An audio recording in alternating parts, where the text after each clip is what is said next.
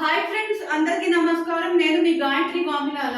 మన జర్నీలో మనం బుధ గ్రహం గురించి ఇంట్రెస్టింగ్ పాయింట్స్ తెలుసుకుంటాం కదా. సో ఇవాళ కూడా బుధుడి గురించి మరికొన్ని ఇంట్రెస్టింగ్ పాయింట్స్ అనేది చూద్దాం. జనరల్గా మనకి బుధుడు వచ్చేసరికి ఫస్ట్ మెయిన్ పాయింట్ ఏం చెప్తామంటే ఇంటలెక్చువల్ ప్లానెట్. అసలు తెలివితేటలు, వివేకము అవన్నీ ఉన్నాయి. అవి ఎక్కడ ఎలా అప్లై చేసి ఎలా బెటర్ రిజల్ట్ అనేది తీసుకొస్తాం అనేది మనకి బుధుడి మీద ఆధారపడి ఉంటుంది.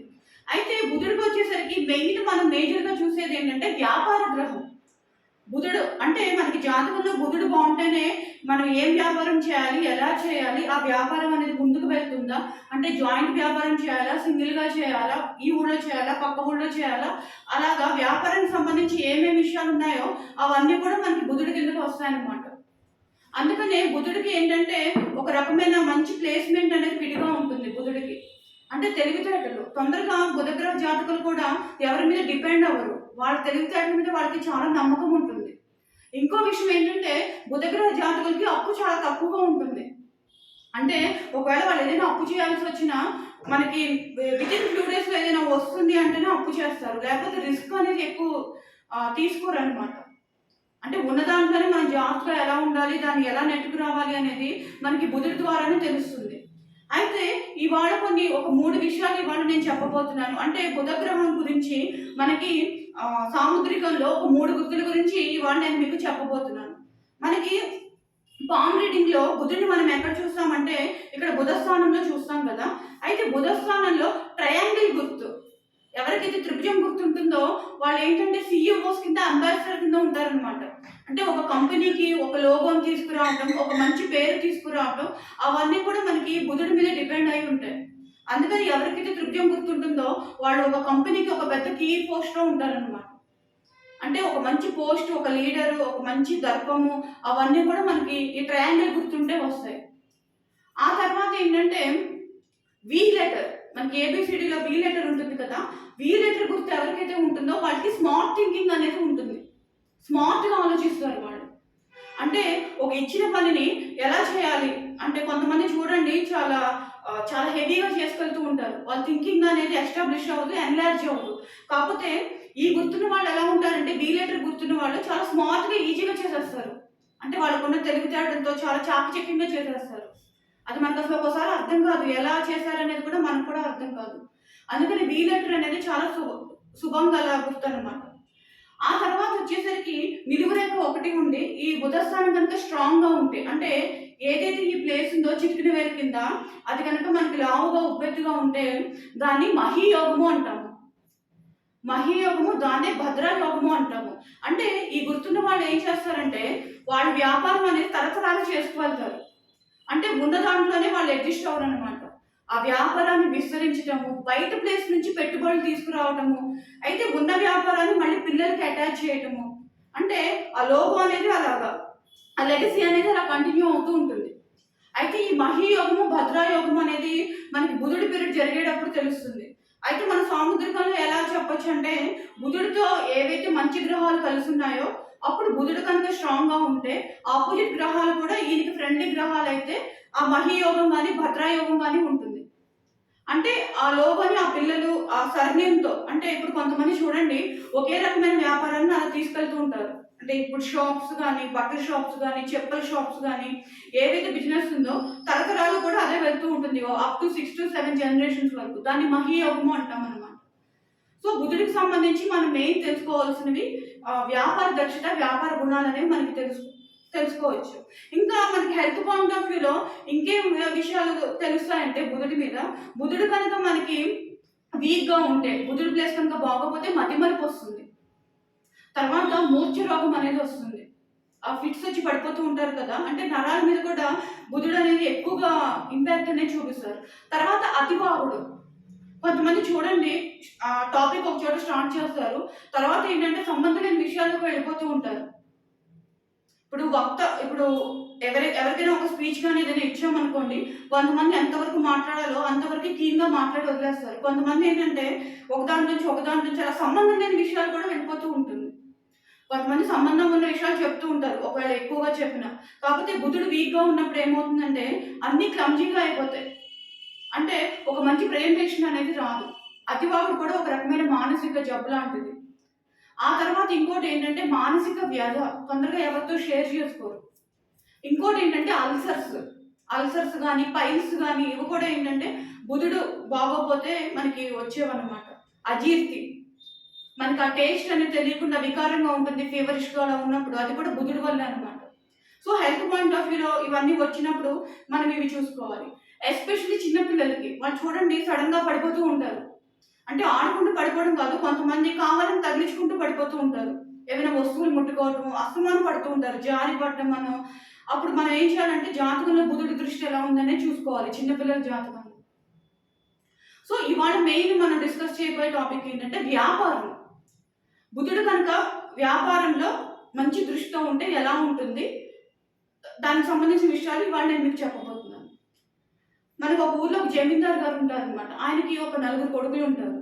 అయితే ఈయన వ్యాపారంలో బాగా దిట్టం, రకరకాల వ్యాపారాలు చేస్తూ ఉంటారు, అన్ని ఊళ్ళు వెళ్ళొస్తూ ఉంటారు. అయితే ఈయన రిటైర్మెంట్ ఏజ్కి ఏంటంటే ఏవైతే ఈయన వ్యాపారం చేశారో అవి ఈ పిల్లలకి అప్పచెప్పాలని అనిపిస్తుంది. అయితే ఈ 4 పిల్లల్లో ఎవరు వ్యాపారానికి పనికొస్తారనేది ఈయనకు ఒక ఆలోచన వస్తుంది. అందుకని ఏం చేస్తారంటే 4 పిల్లల్ని పిలిచి 4కి తలా 100 రూపాయలు ఇస్తారు. ఇచ్చి నాయన ఈ 100 రూపాయలు తీసుకోండి.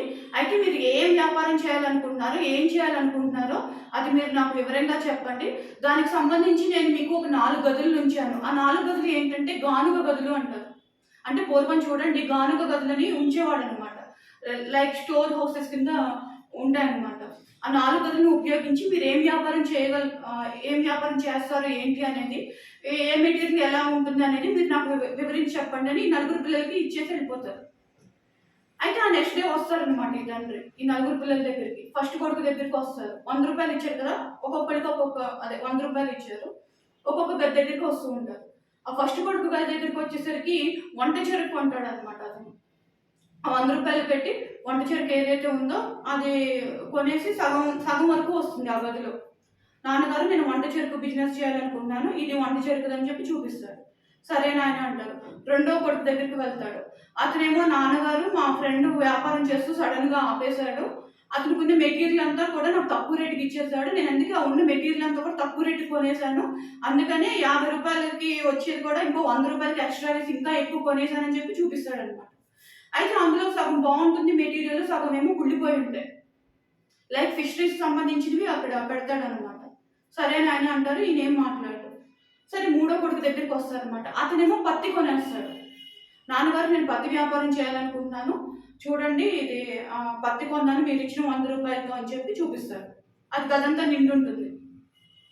అయితే వాళ్ళ ఇద్దరు దాని మీద నాదే బాగున్నట్టుందని ఇతను అనుకుంటూ ఉంటాడు మూడో అతను. సరే ఇంక లాస్ట్ కొడుకు దగ్గరికి వెళ్తాడనమాట ఈయన. చూద్దాం నాన్న తమ్ముడు కూడా ఏం చేస్తుంటాడో అని చెప్పి. అయితే అసలు ఫస్ట్ ఈ 4వ అతను ఏం చేస్తాడంటే ముందు 10 రూపాయలు పెట్టి క్యాండిల్ కొంటాడు.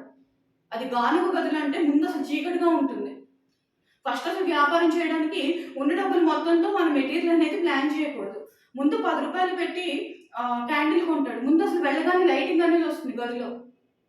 ఆ మిగిలిన 90 రూపాయలు తండ్రికి ఇస్తారు. నాన్నగారు నేను ముందు మీరు ఇచ్చారు గది ఇదంతా బాగానే ఉంది, అయితే గానుగ గది అంటే చీకటిగా ఉంటుంది కదా, అందుకే ముందు నేను పువ్వొత్తి కొన్నాను, ఇదిగో 90 రూపాయలు మీ దగ్గర ఉంచండి, ఈ 90 రూపాయల్లో కూడా నాకు ఒక 20 రూపాయలు ఇవ్వండి, నేను ముందు మన చుట్టుపక్కల గ్రామాల్లో ఏ వ్యాపారాలు ఉన్నాయి, ఎవరు ఏ టైపు కొంటున్నారు అవన్నీ నేను విచారించుకొస్తాను, మీతో కూడా 1-2 సార్లు, అంటే వీళ్ళ నాన్నగారు కూడా బిజినెస్ చేస్తారు కదా, మీతో కూడా ఒకసారి సలహాలు సంప్రదింపులు జరిపి పక్క ఊళ్ళో కూడా చూసి ఎవరి సైకాలజీ ఎలా ఉంది, ఎవరి మనస్తత్వాలు ఎలా ఉన్నాయి, ఎలాంటివి కొంటున్నారో అవన్నీ కూడా నాకు ముందు అనుభవం అనేది రావాలి, వెంటనే నేను దిగలేను, ఒక 2 నెలలు టైం కావాలి అని అడుగుతారు.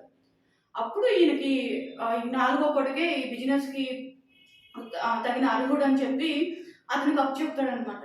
అంటే ఈ స్టోరీలో మనం ఏం నేర్చుకోవాలంటే వ్యాపారానికి ఫస్ట్ కావాల్సింది ఏంటంటే అనుభవం. డైరెక్ట్గా మనం దిగకూడదు. ఎవరైతే వ్యాపారం చేశారో ఇద్దరు ముగ్గురితో మనం డిస్కస్ చేయాలి. తర్వాత వ్యాపారానికి మెయిన్ అంటే మనం ప్రయాణం చేసి రావాలి. మన చుట్టుపక్కల వాళ్ళు ఏం కొంటున్నారు, వాళ్ళ మనస్తత్వాలు ఎలా ఉన్నాయి, మెటీరియల్ తీసుకొస్తే ఎలాగా, దానికి ఎలా స్టోర్ చేయాలి. అంటే ఉన్న 100 రూపాయలతో మెటీరియల్ కొని పెట్టుకున్నారు ఈ మిగిలిన ముగ్గురు, ఒకసారి ఉండొచ్చు పాడైపోవచ్చు.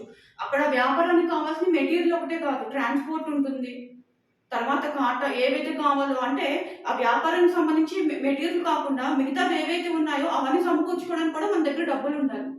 సో వ్యాపారానికి ఎప్పుడు కూడా మెటీరియల్ అనేది చాలా తక్కువ స్థాయితో స్టార్ట్ చేయాలి. అది ఈ కొడుకు నిరూపించాడనమాట, నాలుగో కొడుకు. అందుకని ఈ జమీందారు గారు ఈ నాలుగో కొడుక్కి ఏవైతే వ్యాపార బాధ్యతలు ఉన్నాయో అవన్నీ అప్పచెప్పి వీళ్ళని కూడా ఇతనికి సహాయకంగా ఉండమని చెప్పి ఏవైతే ఆస్తులు ఆయన అవి సంపాదించారో అవి వీళ్ళకి ఇచ్చేసి ఈయన హ్యాపీగా రిటైర్మెంట్ అనేది ఎంజాయ్ చేస్తూ ఉంటారు.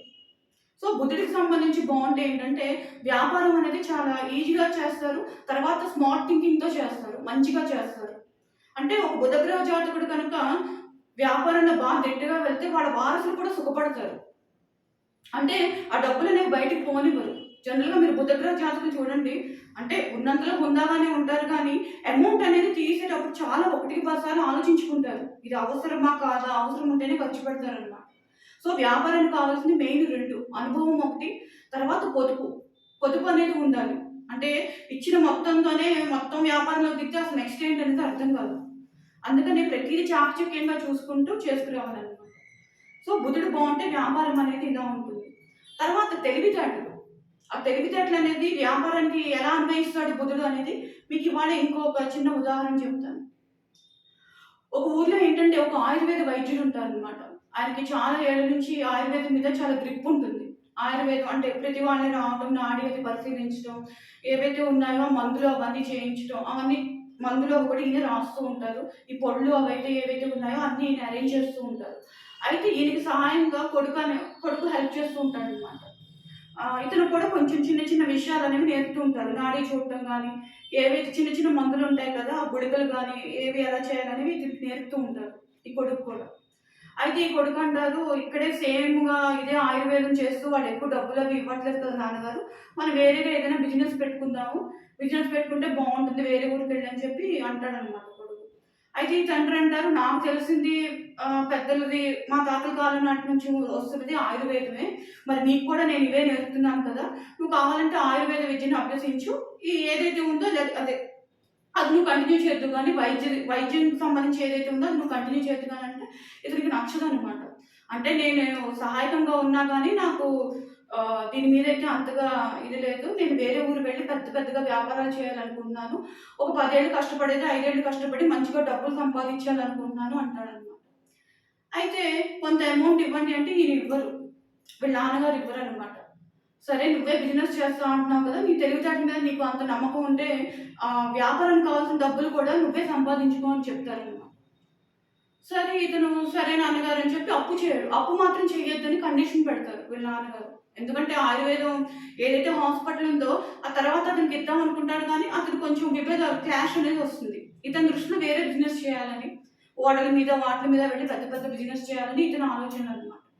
అయితే అప్పు కూడా చేయకూడదని చెప్తారు. సరే నాన్నగారు అంటారు. అని అదే ఊర్లో ఏంటంటే వేరే క్లినిక్ అనేది ఓపెన్ చేస్తాడు అతను. ఆయుర్వేదానికి సంబంధించిందే జస్ట్ టెంపరరీగా ముందు ఇదే ఓపెన్ చేద్దాం అని చెప్పి ఓపెన్ చేస్తారు. ఓపెన్ చేసి కింద ఏం రాస్తారంటే దీనికి ఇక్కడ ఇక్కడ ప్రతి వ్యాధి మీకు మంచిగా డయాగ్నోస్ చేస్తాము. అయితే నేను కనుక సరిగ్గా డయాగ్నోస్ చేయకపోతే నేను డబుల్ మీరు ఏదైతే ఫీజ్ ఇచ్చారో దానికి డబుల్ నేను ఇస్తాను. నా ఫీజ్ అయితే 5,000 అని చెప్పి జస్ట్ రాసి కూర్చుంటాడనమాట. అయితే వీళ్ళ నాన్నగారి పేరు తెలిసిన వాళ్ళు వస్తూ ఉంటారు ఇతని దగ్గరికి. కొంచెం ఈ ఊరికి సంబంధించి ఒక పక్క ఊర్లోనో అక్కడ పెట్టుకుంటాడు. పెట్టుకొని చూద్దాం. ఫస్ట్‌లో ఎవరు రారనమాట. ఒక 2, 3 రోజులు. తర్వాత నిదానంగా వస్తూ ఉంటారు. ఈ నాడి అది అంటే ఇతనికొచ్చు కదా మినిమమ్ నాలెడ్జ్. అవన్నీ చూసి మంచిగా రాసి ఇస్తూ ఉంటారు. ఫీజ్ ఏదైతే 5,000 ఉందో అవి ఇచ్చి ఆ మెడిసిన్స్ అవి తీసుకొని వెళ్ళిపోతూ ఉంటారనమాట. అయితే సరిగ్గా నేను మీకు డయాగ్నోస్ చేయకపోతే ఆ 10,000 మీకు ఇస్తా అని ఇతను పెడతాడు కింద బోర్డ్ కింద. అయితే ఆ ఊళ్ళోనే ఒక తెలివైన అతను ఉంటాడు. మనం ఎలా అయినా సరే అతన్ని తికమక పెట్టి ఆ 10,000 మనం రాబట్టుకోవాలని చెప్పి అతను అనుకుంటాడనమాట. అనుకుని వస్తాడనమాట ఇతని దగ్గరికి. ఇతనికి ముందే తెలుస్తుంది. ఎందుకంటే అతనికి ఏ రోగం ఉందో ఏం లేదనేది మనకి జస్ట్ నాడీని బట్టి తెలిసిపోతుంది. ఇతను నాకు టెస్ట్ చేయడానికి వచ్చాడని ఇతనికి మనసులో తెలిసిపోతుంది ఇతనికి. అయితే ఆ రోగి వచ్చిన అతను అంటాడు, "డాక్టర్ గారు నాకు నోరు అనేది ఏమి ఫ్లేవర్ తెలియట్లేదు. చాలా అజీర్తిగా ఉంటుంది. అలా ఉంటుంది, ఇలా ఉంటుంది" అంటాడు. అంటే అవునా అని చెప్పి జస్ట్ ఇలా టెస్ట్ చేసినట్టు చేసి ఏదో రాసుకొని ఒక పంచదార పటిక బెల్లం కింద ఉంటుంది. అది నోట్లో వేస్తారనమాట. వేసి "ఇప్పుడు ఎలా ఉంది" అనంటే "బానే ఉందండి" అంటారు. "మరి పటిక బెల్లం కదా తీపి తెలుస్తుందా" అంటే "అసలేం తెలియట్లేదండి" అంటారు. అవునా అని చెప్పి అక్కడ నర్స్ ఉంటుందనమాట. ఈయన కింద అసిస్టెంట్ కింద చేద్దామని. 23 బాక్స్‌లో ఒక ఆహ్, మందుంది అది తీసుకురా అని చెప్తారు. అదేంటంటే ఆఖరికి కరక్కాయ చూర్ణం అనమాట. అది నోట్లో ఎక్కువ పోసేస్తాడు. ఇతను ఉమ్మేస్తాడనమాట. అమ్మో! ఏంటిది ఇంత చేదుగా ఉంది అంటారు. ఇది కరక్కాయ చూర్ణం చూసారా ఇందాక మీకు టేస్ట్ తెలియలేదు. ఇప్పుడు చేదు అనేది వెంటనే తెలిసింది.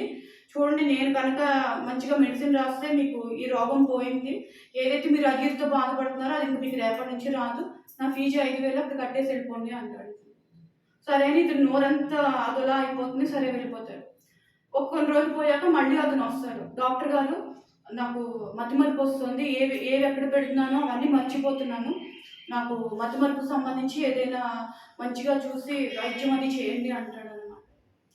సరే అని చెప్పి మళ్ళీ నాడి చూస్తాడు ఇతను. ఇతనేంటంటే 10,000 తీసుకెళ్ళాలని ఈ డాక్టర్ దగ్గర నుంచి. అయితే కూర్చుంటాడనమాట. కూర్చుని హనీ పోస్తాడు నాలుక తరగమని చెప్పి. తేనె తియ్యగా ఉంటుంది కదా! అలా చప్పరిస్తూ కూర్చోండి అంటాడు. కూర్చున్నాక మీకు వచ్చింది మతిమరుపు కదా! దానికి కూడా నా దగ్గర మందుంది అని చెప్తాడు. మళ్ళీ కూర్చుని మళ్ళీ నర్స్‌ని పిలిచి 23 బాక్స్‌లో ఉంది కదా! అది తీసుకురండి అని చెప్తూ ఉంటాడు. ఇతను అంటాడు, అమ్మో! 23 బాక్స్‌లో మీరు కరక్కాయ చూర్ణం ఇచ్చారు లాస్ట్ టైమ్ వచ్చినప్పుడు. అది తినగానే నాకు నోరంతా ఇదైపోయింది. అదోలా అయిపోయింది. వాంతులయిపోయాయి. అదొద్దు అంటారు. చూసారా మీకు ఆ రోగం కూడా పోయింది. ఏదైతే మతిమరుపుందో అది పోయింది. 23 బాక్స్‌లో ఒక కరక్కాయ చూర్ణం ఉందని మీరే చెప్పారు. మీకు ఈ జబ్బు పోయింది అని చెప్పి 5,000 నా ఫీజు కట్టేయండి. మీరు వెళ్ళిపోండి అంటారు. ఇతనికేమో అర్థం కాదు. ఇదేంటి ఇతన్ని అన్ని రకాలుగా తికమక పెడదాం అనుకున్నా మంచిగా డయాగ్నోస్ చేస్తున్నాడని వెళ్ళిపోతాడు.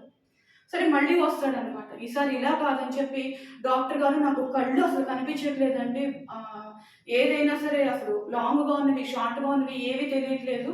నా కంటికేదో జబ్బొచ్చేసింది మీరే చూడాలి అంటారు. అయితే మనకి కంటి డాక్టర్ అంటే మనం చూస్తాం కదా! అక్షరాలు అవి చదివిస్తూ ఉంటారు కదా!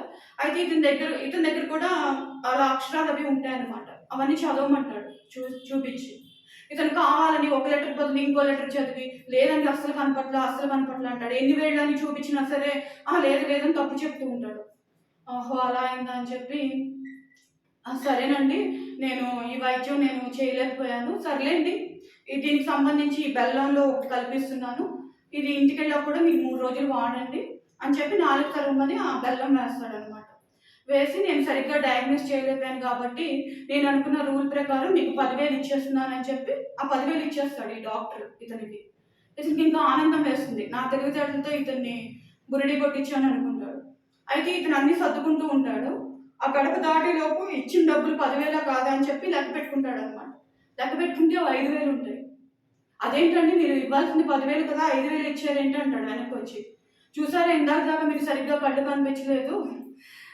ఇచ్చినవి నేను కావాలని టెస్ట్ చేద్దామని 5,000 ఇచ్చాను. మీ కంటి జబ్బు కూడా పోయింది. సరే నా ఫీజు 5,000 బయటేమో ఈ మెడిసిన్స్‌కి కట్టేసి మీరు వెళ్ళిపోండి అని చెప్తారు. సో ఇక్కడ ఏంటంటే తెలివితేటలు. బుధగ్రహ జాతకులకి మెయిన్ ఏంటంటే తెలివితేటలతోనే వాళ్ళు పెట్టుబడి చేస్తారు. సో ఇతను కూడా అతని తెలివితేటలతో మంచిగా పెట్టుబడి కావాల్సిన డబ్బులని ఇతను సమకూర్చుకుని షార్ట్ టైమ్‌లోనే అమౌంట్ తీసుకొని వేరే ఊరికి వెళ్తాడనమాట వ్యాపారం చేయడానికి. సో దీనికి సంబంధించి 2 స్టోరీల నుంచి మనం ఏం నేర్చుకోవచ్చంటే, బుధుడు కనుక మనకి బావుంటే ఏంటంటే, తెలివితేటలో మనం ఒక పీక్ లెవెల్‌లో ఉంటాము. అంటే మనల్ని ఎవరు కూడా తొందరగా పడగొట్టలేరు. ఆ లెగసీ అనేది పేరనేది అలా తరతరాలు వెళ్తూ ఉంటుంది. సో ఇది ఫ్రెండ్స్ బుధగ్రహం సంబంధించిన విషయాలు.